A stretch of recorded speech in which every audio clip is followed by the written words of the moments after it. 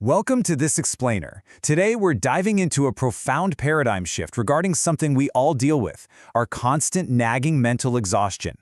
Researched by Sachin Karnik, we're going to explore the conservation of psychological energy. These are some truly transformative insights that challenge pretty much everything we've been taught about how our minds actually operate.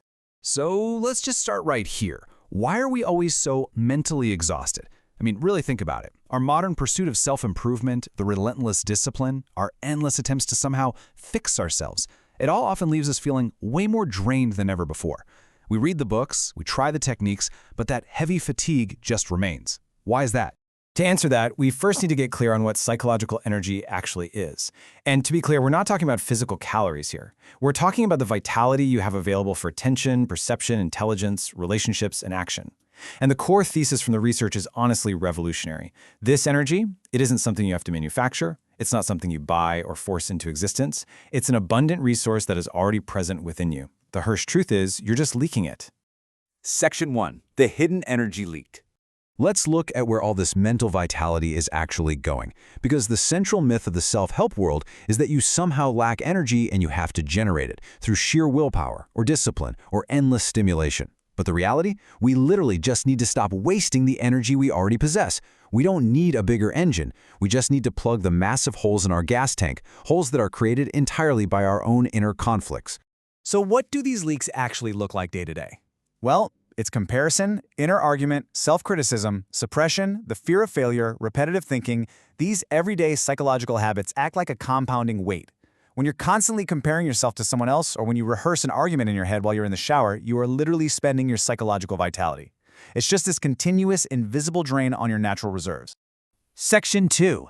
The engine and brakes. To really grasp how damaging this internal friction is, imagine your mind is a car.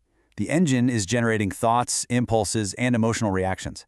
But at the exact same time, you are slamming on the brakes, desperately attempting to restrain, suppress, and control those very impulses. You've got an engine running at full throttle with the brakes completely engaged. You're burning massive amounts of fuel, creating immense heat and friction, but you are going absolutely nowhere. And that is exactly what it means to have a mind divided against itself. When one part of your mind is fighting another, like forcing yourself not to be angry or judging yourself for feeling sad, that internal friction consumes your energy. The struggle itself is the exhaustion. Section 3. Illusion of the controller. So why on earth do we do this? Why do we constantly fight ourselves? Just look at your own immediate experience for a second. Have you ever noticed that the harder you fight a bad habit, the more wiped out you feel? Ask yourself, who or what is actually trying to control the emotion? When anger pops up and you immediately say, I must control this anger, who exactly is the I? And this reveals the ultimate trick of the mind. We totally think there's an observer, the controller, the I, standing completely apart from the observed, which is the emotion like anger or jealousy. But the source material points out something incredible here. The psychological I that is fighting the emotion is made of the exact same thought structure as the emotion itself. The entity trying to fix your jealousy is built out of memories, conditioning, and insecurities, just like the jealousy is. Which leads us to this profound realization. The observer is the observed. I'm just going to let that philosophical mic drop sink in for a second. The controller trying to fix the anger is an illusion. They are one and the same movement of thought. When you realize the fighter and the fight are the exact same thing, that artificial division completely collapses. Section 4. Escaping psychological time. Once we see right through that illusion of the controller, we can look at the next major way we drain our vitality, and that's our relationship with time. And we're not talking about the clock on your wall here.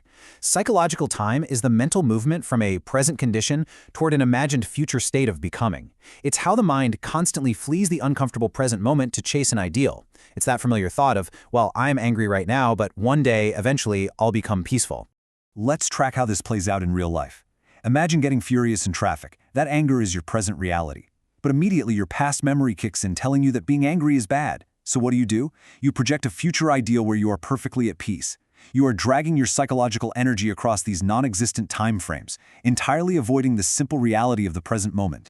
And the distance between those two states is exactly where your energy goes to die. The struggle between accepting what is, the actual present condition, and forcing what should be, the projected ideal, creates this profound psychological exhaustion.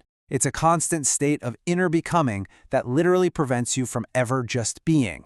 Section 5. The conservation of energy. So, the big question.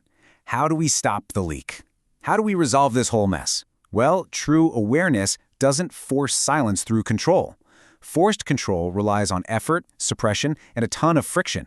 Natural quietness, on the other hand, is a spontaneous order. It happens through non-division.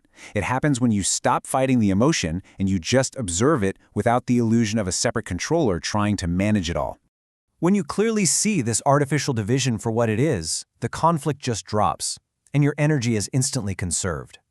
The source of our dissipation, things like inner conflict and the endless pursuit of ideals, is countered not by more effort, but by the movement of conservation. It's realizing the observer is the observed. It's the direct observation of actuality. By simply seeing things as they are, without judgment, the energy leak just stops. Because as our sources remind us, attention is the essence of energy.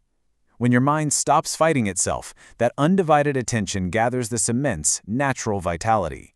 You aren't distracted by trying to be someone else or somewhere else. You are fully present, and in that complete attention, there is absolutely boundless energy. Which leaves us with this final provocative thought to chew on today. What would happen if you just stopped fighting yourself, right now? What if you dropped the inner argument, took your foot off the brakes, and just allowed your natural quietness to emerge?